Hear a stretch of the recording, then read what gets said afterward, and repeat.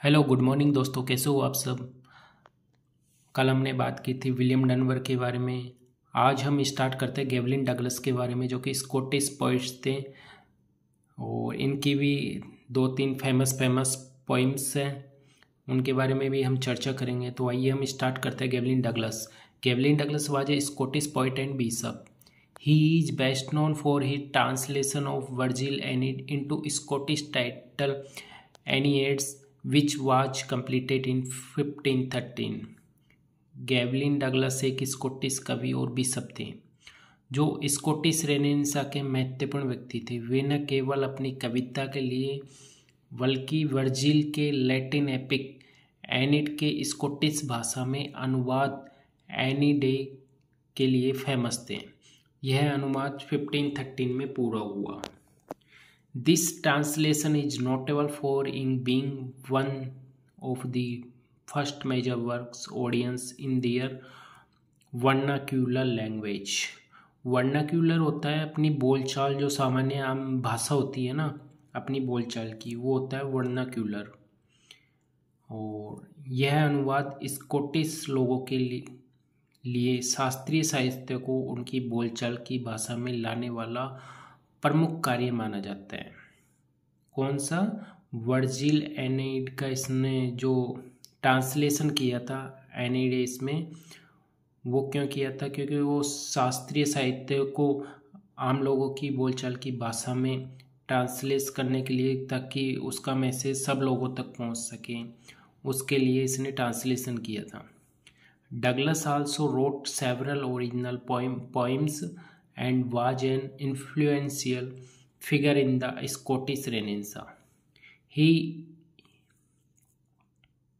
Douglas ने कई मौलिक पोइम्स लिखी and was an influential figure in the Scottish Renaissance, जो कि स्कॉटिश रेनेसां में बहुत प्रभावकारी भी रही थी।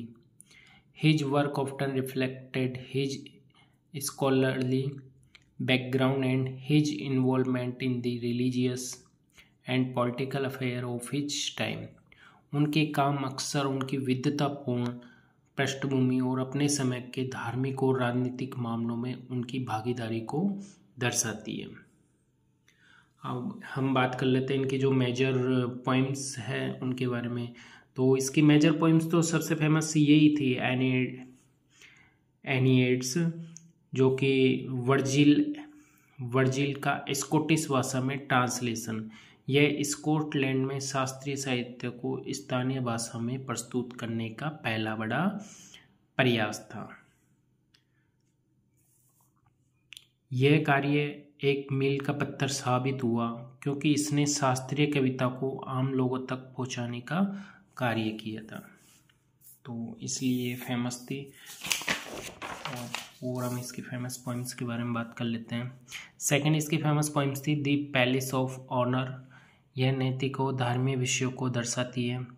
इसमें एक सपने के माध्यम से सम्मान और सद्गुण की खोज को चित्रित किया है। थर्ड इसकी पोइम्स थी किंग हार्ट। यह मानव स्वभाव, इच्छा और नैतिकता पर आधारित है। यह कविता मूल रूप से मानव जीवन के संघर्षों को दर्शाती है। तो इसकी मेन तो तीन फेमस वर्क ही थे, जो कि वर्जिल एनीड का इसने ट्रांसलेशन किया था। सेकंड है the palace of honour, third है द किंग हार्ट। ये कुछ वोकेब है तो देख लीजिएगा।